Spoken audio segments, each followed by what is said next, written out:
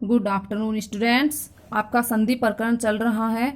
संधि प्रकरण में इष्टुत्व संधि तक आपकी हो चुकी है। णित्व विधानम और सत्व विधानम ये मोस्ट नहीं है, ये आपको नहीं करने हैं, क्रॉस लगा रखे हैं मैंने 3 और 4। अब आपकी तीसरे नंबर की संधि है विसर्ग संधि। विसर्ग संधि आपको करनी है। विसर्ग संधि होती क्या है ये समझिए, परिभाषा देखिए। जब विसर्ग के स्थान पर कोई भी परिवर्तन होता है तब वह विसर्ग संधि कही जाती है। विसर्ग का स्वर वर्ण अथवा व्यंजन वर्ण से मेल होने पर, स्वर या व्यंजन का मेल होने पर जब कोई विकार होता है यानी बदलाव होता है, परिवर्तन होता है, उसे ही हम विसर्ग संधि कहते हैं। विसर्ग संधि में नंबर 1 पे है सत्व संधि। ये सत्व संधि होती क्या है देखिए, नियम देखते हैं। इसका सूत्र है सत्व संधि का विसर्जन्यस्य सह। सत्व संधि का सूत्र है विसर्जन्यस्य सह। यदि विसर्ग के परे यानी सामने, यदि विसर्ग के सामने कैक है, चैच है यानी कि वर्ग का पहला और दूसरा, दिख रहे हैं कै और ख पहला दूसरा है, चै और छ पहला दूसरा है, वर्ग का पहला और दूसरा स अथवा स वर्णों में से कोई एक वर्ण होता है, स अथवा स वर्णों में से कोई एक वर्ण होता है तो विसर्ग का तय आने पर, विसर्ग का तय और थ जो विसर्ग है ना उसका तय और थ आने पर, स छ आने पर स, तय आएगा तब तो स होगा, छ आएगा तब तो स तालव्य स होगा, टैठ आएगा तो मूर्धन्य स हो जाता है। इसी को सत्व संधि कहते हैं।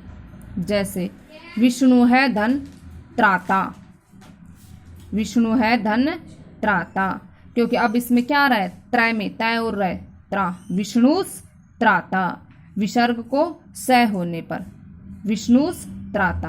हाँ, तय और थ आएगा तो कौन सा स होगा, दंते स, और च और छ आएगा तो कौन सा होगा, तालव्य स, और ट और ठ आएगा तो कौन सा स होगा, मूर्धन्य स। ये बात आपको समझ में आ गई होगी। देखिए, राम है धन च रामश्च, धनु है धन टंकार धनुष टंकार यानी विसर्ग को स होने पर, नि है धन छल निश्छल, नम है धन ते नमस्ते, तय आया है तो कौन सा स हुआ, दंते।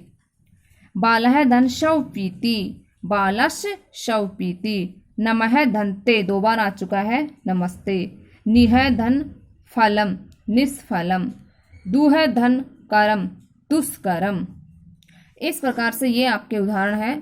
उत्व संधि देखिए, सत्व संधि का सूत्र था विसर्जनीयस्य स, विसर्जनीयस्य स ये सत्व संधि का सूत्र है। उत्व संधि का सूत्र देखिए, अतोरोर पलुतात पलुते, ये इसका सूत्र है। इसका मतलब क्या हुआ ये नीचे खोल के बता रखा है। अतोरोर पलुतात पलुते, इसका अर्थ क्या होता है ये देखिए। जब विसर्ग के पहले ह्रस्व अ हो तथा विसर्ग के परे यानी बाद में ह्रस्व अ हो तो विसर्ग के स्थान पर ओ और बाद वाले जो अ आ रहा है उसके स्थान पर अवग्रह लगा दिया जाता है। जैसे उत्तुर संधि में देखिए, उदाहरण से अच्छे से समझ आएगा आपको। क्या कहा है, बाल क है मतलब क में अ है और यहाँ विसर्ग है और बाद में अ आ रहा है तो इसका तो ओ हो जाएगा, इस विसर्ग का ओ हो जाएगा और ये बाद वाले अ का क्या हो जाएगा, अवग्रह। इस एस को अवग्रह कहते हैं। देख लीजिए, विसर्ग को ओ होने से तथा पर मतलब दूसरी तरफ, अ को एस अवग्रह होने पर, एस मतलब अवग्रह होने पर, इस तरह से ये है। आपको ये नीचे वाली नोटबुक में लिखने की आवश्यकता नहीं है, ये लाइन आपको तो उदाहरण और समस्त पद लिखना है बस। ये नीचे वाली लाइन आपको समझाने के लिए बताई गई है, लिखने की आवश्यकता नहीं है।